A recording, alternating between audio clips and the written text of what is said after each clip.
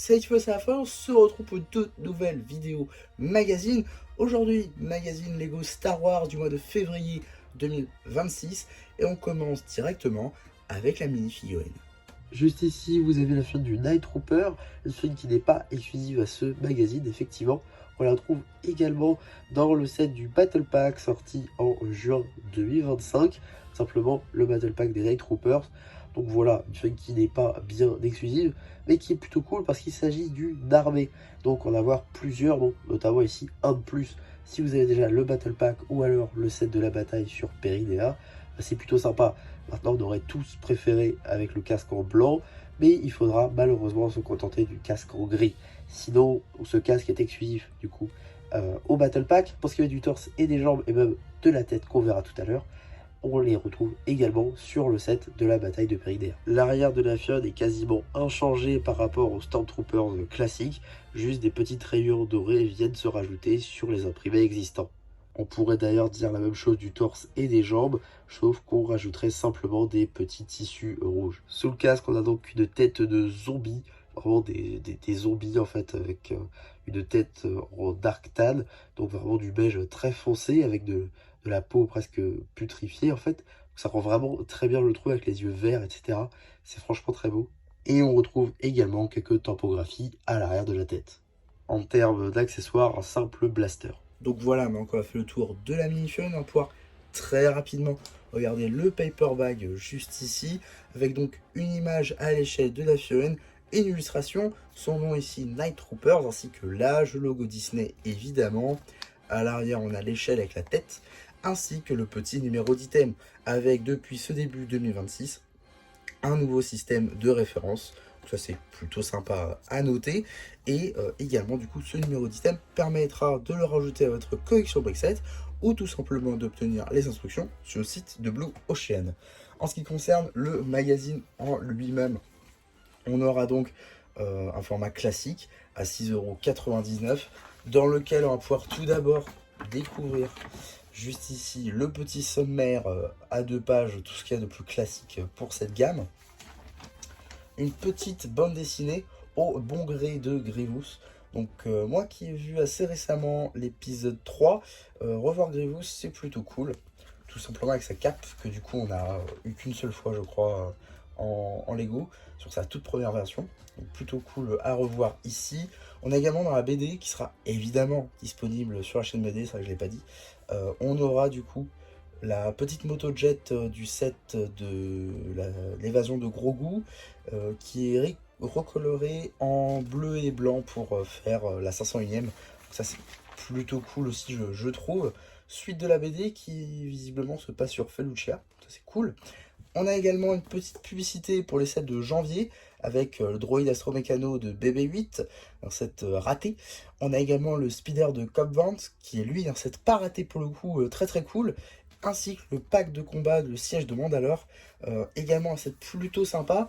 Et d'ailleurs ces deux sets sont actuellement en promotion, notamment à Smith Toys. Celui-ci je l'ai eu à 14 €. Très très très bonne affaire à 14 €. Et ici le speeder de Cobb Vanth à ici par contre 21 € au lieu de 30, donc ça c'est plutôt cool. Donc ça vous fait en gros ouais, 35 € les deux, alors que normalement vous aurez dû payer 50. Donc voilà, si vous vouliez les deux à Smith Toys, vous pouvez payer bien moins cher, et ça c'est cool. On a ensuite la suite de la BD tout simplement. Suite et fin peut-être de la bande dessinée. Suite et fin de la bande dessinée avec l'évasion de Grievous. On a également juste ici un petit poster d'Anakin. Ici un petit poster de Grievous, plutôt sympa. Et du coup, voilà, avec le nom d'Anakin juste ici. On a ensuite l'abonnement Padawan qui fait son retour, hein, qui remplace l'abonnement Novice, qui avait lui-même remplacé l'abonnement Padawan. Donc ça c'est cool.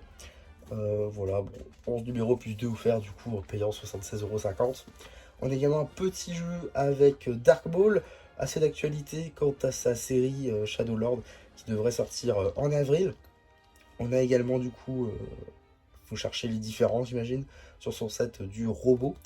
On a également ici un petit jeu sur l'Empire avec du coup les Snowtroopers et les Scout Troopers. d'accord, il faut danser visiblement, pourquoi pas, pourquoi pas. On a ensuite, juste ici, un petit jeu sur le Mandoverse, avec quasiment tous les personnages du Mandoverse, en passant par Moff Gideon, passant par Bo-Katan, Ahsoka, Boba Fett et Luke Skywalker, évidemment le gros goût. Donc voilà, plutôt cool. On a encore un petit jeu cette fois-ci avec le Y-Wing, je crois, j'ai plus, Andorre, ainsi qu'un petit X-Wing de la Nouvelle République. Ouais, non, pardon, de Rebuild de Galaxy. Ouais. Ça, c'est le X-Wing de Rebuild de Galaxy.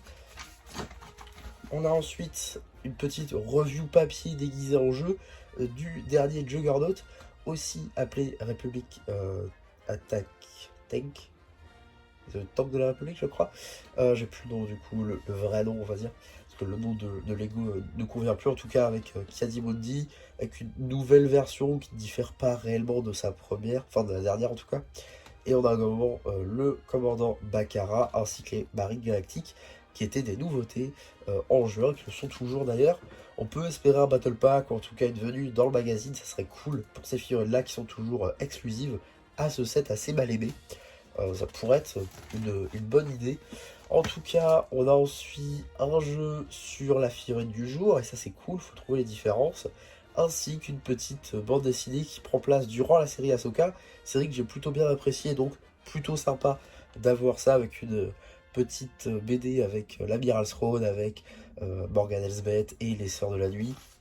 Donc voilà, plutôt cool à ce niveau-là d'avoir du coup de ces figurines de Night Troopers dans une petite bande dessinée, à voir si on en aura d'autres de ce type-là, peut-être dans le magazine plus classique, en gros des BD un peu plus longues. En tout cas, elle aussi sera disponible sur la chaîne BD. On a également du coup une petite page sur Peridea, et ça c'est cool, du coup avec Ezra qui reprend son petit chara-design de Rebels, ainsi que Amiral Throne dans le même cas. On a aussi du coup la découverte de Peridea, avec la petite navette T6 d'Ahsoka face au Purrgil, et du coup le duel sur Peridea qui est un set que je possède, que faut toujours que je vous fasse la review d'ailleurs, mais bon ça devrait pas trop tarder. Moi qui est actuellement dans ma période de Star Wars, je suis un peu hype par tout ça, et j'ai beaucoup de reviews Star Wars à vous faire, donc voilà, ça risque d'être fait assez facilement et dans pas très longtemps. En tout cas, avant de passer au prochain numéro, on va très rapidement regarder les publicités, en passant tout d'abord par le magazine officiel Ninjago Dragon Rising, avec 3 anciens numéros, celui de février, celui de mars et celui d'avril. Ici, du coup, avec Lord Raz, avec Stormzade et avec Moro.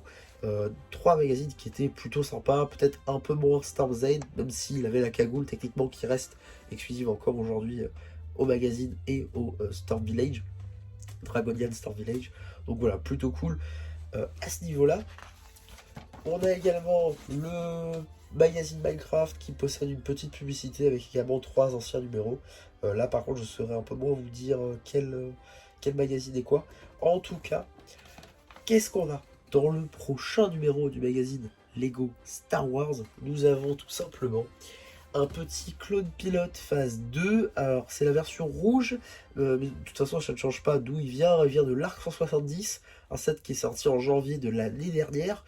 Donc voilà, on pense plus trop l'avoir. En tout cas c'est quand même cool du coup d'avoir cette mini figurine, même si vous avez déjà du coup un Arc 170, ça vous permet du coup d'en rajouter un à votre collection, peut-être pour d'autres vaisseaux. Donc plutôt cool à ce niveau-là, je trouve en tout cas, de l'avoir, même si du coup forcément on n'a pas ces comparses avec des casques différents. Mais bon, pas bien grave en tout cas, ça sort le 4 mars et on sera évidemment là pour en parler. Il me semble que ça sort le même jour que le magazine Ninjago Legacy avec l'œil de tournoi. Donc plutôt cool à ce niveau-là. À noter d'ailleurs que ce jour-là, on aura une très bonne nouvelle, parce qu'on est censé avoir Rox des 5 bannis avec Kai Legacy ZX de cette année. Donc un bon magazine qui s'annonce, le tout avec une boîte en métal évidemment. Donc voilà, ça va être plutôt sympa à ce niveau-là. En tout cas, voilà ce que je pouvais dire sur ce magazine Lego Star Wars, globalement assez intéressant. Si, comme moi, vous aimez ce que fait Disney, notamment avec le personnage d'Ahsoka, avec du coup sa série, les Night Troopers, etc., qui rend forcément hommage à Rebels, série que, personnellement, j'ai regardé étant plus jeune, que j'ai fini de regarder assez récemment aussi, donc beaucoup de sympathie, évidemment, pour cette série, et d'avoir une figurine comme celle-ci dans le magazine. Forcément, je trouve ça plutôt cool, donc mon avis est peut-être un petit peu biaisé. N'hésitez pas à me donner le vôtre tout de même en commentaire. N'hésitez pas non plus à liker la vidéo, à vous abonner, à partager. Et moi, c'était MC, qui espère que cette vidéo vous aura plu et qui vous dit bye bye.